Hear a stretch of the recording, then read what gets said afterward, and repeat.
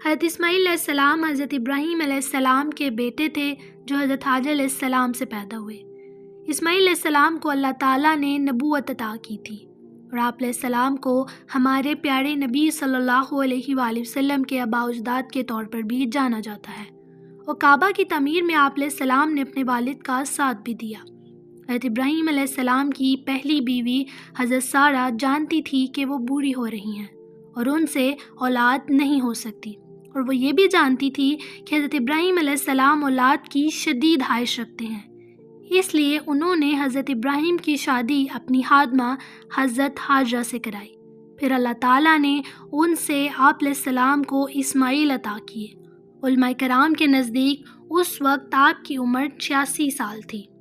ایک دن ابراہیم علیہ السلام نے اپنی بیوی حاجرہ سے کہا کہ وہ ایک لمبے سفر کی تیاری کریں۔ اس وقت حضرت اسماعیل علیہ السلام بہت چھوٹے تھے۔ پھر آپ علیہ السلام نے اپنی بیوی اور بچے کے ساتھ سفر کا آغاز کیا۔ ابراہیم علیہ السلام صحراؤں اور پہاڑوں میں سے گزرتے ہوئے جزیرہ نما عرب کے صحرا میں ایک بنجر وادی میں پہنچے، جہاں نہ درخت تھے، نہ خوراک، نہ پانی۔ ابراہیم علیہ السلام اپنی بیوی اور بچے کو صرف 2 دن کا کھانا مہیا کر کے اس وادی میں چھوڑ کر آ گئے۔ حضرت حاجرہ نے پیچھے سے آواز لگائی، وہ انہیں یہاں چھوڑ کر کیوں جا رہے ہیں؟ آپ علیہ السلام نے کوئی جواب نہ دیا۔ حضرت حاجرہ نے پھر پوچھا اور پھر کوئی جواب نہ آیا۔ پھر حضرت حاجرہ کو معلوم ہو گیا کہ اللہ کا حکم ہے۔ حضرت ابراہیم علیہ السلام نے ایک مقام پر پہنچ کر یہ دعا فرمائی، جس کا ذکر سورۃ ابراہیم کی آیت نمبر 37 میں بھی آتا ہے کہ اے میرے پروردگار، میں نے اپنی کچھ اولاد اس بے کھیتی کی وادی میں تیرے حرمت والے گھر کے پاس بسائی ہے۔ اے میرے پروردگار، یہ اس لیے ہے کہ وہ نماز قائم کرے، بس تو کچھ لوگوں کے دلوں کو ان کی طرف مائل کر دے اور انہیں پھلوں کی روزیاں عنایت فرما تاکہ یہ شکر گزاری کرے۔ جس وادی میں حضرت حاجرہ کو چھوڑ کر آپ علیہ السلام آئے تھے اسے مکہ کہتے ہیں۔ وہاں اس وقت کوئی آباد نہیں تھا، نہ وہاں پانی تھا اور نہ کوئی خوراک کا ذریعہ۔ حضرت حاجرہ علیہ السلام اسماعیل کو دودھ پلاتی رہی اور پانی پیتی رہی۔ جب پانی ختم ہو گیا تو وہ بہت پریشان ہو گئی، کیونکہ شدید تپش کی وجہ سے پیاس لگ رہی تھی۔ اسماعیل علیہ السلام بھی پیاسے تھے اور وہ تڑپی اور اپنے بیٹے کو دیکھتی کہ جب بیٹے نے پیاس کی وجہ سے رونا شروع کیا۔ حضرت حاجرہ علیہ السلام نے سوچا کہ پہاڑی پر چڑھ کر دیکھتی ہوں، شاید کوئی آبادی نظر آ جائے۔ انہوں نے اسماعیل علیہ السلام کو زمین پر لٹایا اور خود صفا اور مروہ کی پہاڑیوں کی طرف چکر کاٹنے لگی۔ انہیں کوئی انسان یا آبادی نظر نہ آئی۔ اسماعیل علیہ السلام پیاس کی وجہ سے ایڑیاں رگڑ رہے تھے۔ حضرت حاجرہ پریشانی کے عالم میں صفا اور مروہ کے درمیان دوڑتی رہی اور 7 چکر لگائے۔ اس تمام واقعے کی تفصیل صحیح بخاری کی ایک حدیث میں آتی ہے۔ ابن عباس رضی اللہ تعالیٰ عنہ بیان کیا کہ نبی کریم صلی اللہ علیہ وآلہ وسلم نے فرمایا، صفا اور مروہ کے درمیان دوڑنا لوگوں میں اسی وجہ سے شروع ہوا تھا۔ 7ویں مرتبہ جب وہ مروہ پر چڑھی تو انہوں نے ایک آواز سنی۔ انہوں نے کہا، خاموش، یہ خود وہ اپنے آپ ہی سے کہہ رہی تھی۔ پھر آواز کی طرف انہوں نے کان لگا دیے۔ آواز ابھی بھی سنائی دے رہی تھی۔ پھر انہوں نے کہا کہ کیا تم میری آواز سن سکتے ہو؟ اگر تم میری کوئی مدد کر سکتے ہو تو کرو۔ کیا دیکھتی ہیں کہ جہاں آب زمزم کا کنواں ہے وہیں ایک فرشتہ موجود ہے۔ فرشتے نے اپنی ایڑی سے زمین میں گڑا کر دیا، یا یہ کہا کہ اپنے بازو سے، جس سے وہاں پانی ابل آیا۔ حضرت حاجرہ نے اسے حوض کی شکل میں بنا دیا اور اپنے ہاتھ سے اس طرح کر دیا کہ پانی نہ بہنے پائے، اور چلو سے اپنے مشکیزے میں پانی ڈالنے لگی۔ جب وہ بھر چکی تو وہاں سے چشمہ پھر ابل پڑا۔ ابن عباس نے بیان کیا کہ نبی کریم صلی اللہ علیہ وآلہ وسلم نے فرمایا کہ اللہ اسماعیل پر رحم کرے، اگر زمزم کو انہوں نے یوں ہی چھوڑ دیا ہوتا یا یہ فرمایا کہ چلو سے مشکیزہ نہ بھرا ہوتا تو زمزم ایک بہتے ہوئے چشمے کی صورت میں ہوتا۔ بیان کیا، حاجرہ علیہ السلام نے خود بھی پانی پیا اور اپنے بیٹے کو بھی پلایا۔ اس کے بعد فرشتے نے ان سے کہا کہ اپنے برباد ہونے کا خوف ہرگز نہ کرنا، کیونکہ یہی اللہ کا گھر ہوگا جسے یہ بچہ اور اس کا باپ تعمیر کرے گا۔ اللہ اپنے بندے کو ضائع نہیں کرتا۔ اور اب جہاں بیت اللہ ہے اس وقت وہاں ٹیلے کی طرح زمین اٹھی ہوئی تھی، سیلاب کا دھاڑا آتا اور اس کے دائیں بائیں سے زمین کاٹ کر لے جاتا۔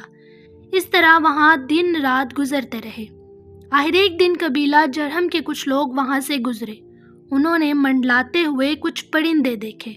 انہوں نے کہا یہ پرندے پانی پر منڈلا رہے ہیں، حالانکہ اس سے پہلے جب بھی ہم اس میدان سے گزرے ہیں یہاں پانی کا کوئی نام و نشان نہیں تھا۔ آخر انہوں نے اپنا ایک آدمی بھیجا، وہاں انہوں نے واقعی پانی پایا۔ چنانچہ انہوں نے واپس آ کر پانی کی اطلاع دی۔ اب یہ سب لوگ آئے اور اسماعیل علیہ السلام کی والدہ اس وقت وہیں بیٹھی تھی۔ ان لوگوں نے کہا کہ کیا آپ ہمیں اپنے پڑوس میں پڑاؤ ڈالنے کی اجازت دیں گی؟ حاجر علیہ السلام نے کہا ہاں، اس شرط پر کہ پانی پر تمہارا کوئی حق نہ ہوگا۔ انہوں نے اسے تسلیم کر لیا۔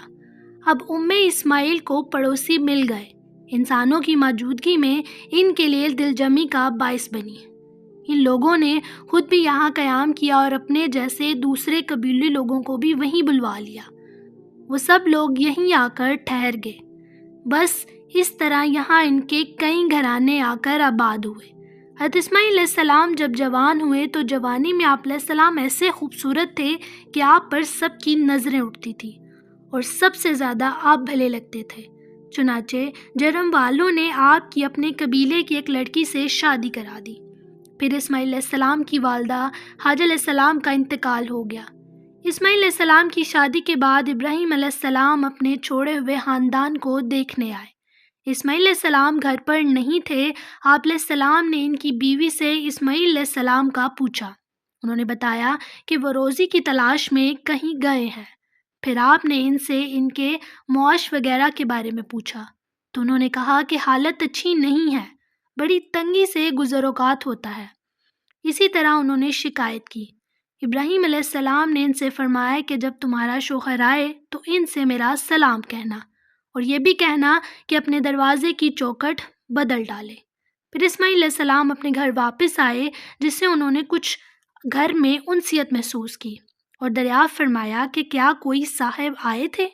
تو ان کی بیوی نے کہا ہاں، اس شکل کے ایک بزرگ آئے تھے اور آپ کے بارے میں پوچھ رہے تھے۔ میں نے انہیں بتایا کہ آپ باہر گئے ہیں۔ اسماعیل علیہ السلام نے کہا انہوں نے تمہیں کچھ نصیحت بھی کی تھی؟ ان کی بیوی نے کہا ہاں، مجھے کہا کہ میں آپ کو ان کا سلام کہوں اور انہیں یہ بھی کہوں کہ اپنے دروازے کی چوکھٹ بدل ڈالیں۔ اسماعیل علیہ السلام نے فرمایا کہ وہ بزرگ میرے والد تھے اور مجھے یہ حکم دے کر گئے ہیں کہ میں تمہیں جدا کر دوں۔ اب تم اپنے گھر جا سکتی ہو۔ چنانچہ اسماعیل علیہ السلام نے انہیں طلاق دے دی اور بنی جرہم ہی میں سے ایک دوسری عورت سے شادی کی۔ جب تک اللہ کو منظور رہا ابراہیم علیہ السلام ان کے ہاں نہیں آئے۔ پھر جب تشریف لائے تو اس مرتبہ بھی حضرت اسماعیل علیہ السلام گھر پر نہیں تھے۔ آپ ان کی بیوی کے ہاں گئے اور ان سے اسماعیل علیہ السلام کے بارے میں پوچھا۔ انہوں نے بتایا کہ ہمارے لیے روزی تلاش کرنے کے لیے گئے ہیں۔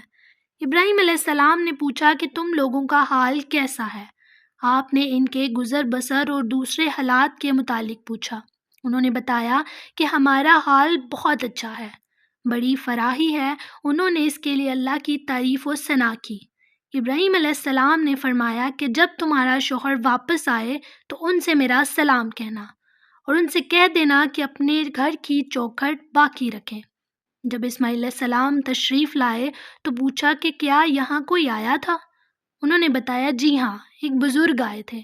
انہوں نے آپ کے متعلق پوچھا اور پھر ہمارے گزر بسر کے متعلق پوچھا۔ اسماعیل علیہ السلام نے پوچھا کہ کیا انہوں نے کوئی وصیت کی تھی؟ ان کی بیوی نے جواب دیا جی ہاں، حکم دیا تھا کہ اپنے گھر کی چوکھٹ باقی رکھیں۔ اسماعیل علیہ السلام نے فرمایا کہ وہ بزرگ میرے والد تھے، چوکھٹ تم ہو اور مجھے حکم دے کر گئے ہیں کہ میں تمہیں اپنے ساتھ رکھوں۔ اور پھر جب اللہ کو منظور ہوا ابراہیم علیہ السلام پھر تشریف لائے تو دیکھا کہ اسماعیل علیہ السلام زمزم کے قریب ایک بڑے درخت کے سائے میں اپنے تیر بنا رہے ہیں۔ جب اسماعیل علیہ السلام نے اپنے والد کو دیکھا تو ان کی طرف کھڑے ہو گئے۔ جس طرح باپ بیٹا ملنے پر ایک دوسرے سے محبت کا اظہار کرتے ہیں، وہی طرز عمل ان دونوں نے ایک دوسرے کے ساتھ اختیار کیا۔ پھر ابراہیم علیہ السلام نے فرمایا کہ اسماعیل، اللہ نے مجھے ایک حکم دیا ہے۔ اسماعیل علیہ السلام نے عرض کیا کہ آپ کے رب نے آپ کو جو حکم دیا ہے وہ کر گزرے۔ انہوں نے فرمایا کہ تم میری مدد کرو گے؟ عرض کیا میں آپ کی مدد کروں گا۔ فرمایا مجھے حکم دیا گیا ہے کہ میں اس مقام پر اللہ کا گھر بناؤں۔ آپ نے ایک اونچے ٹیلے کی طرف اشارہ کیا اور اس کے چاروں طرف۔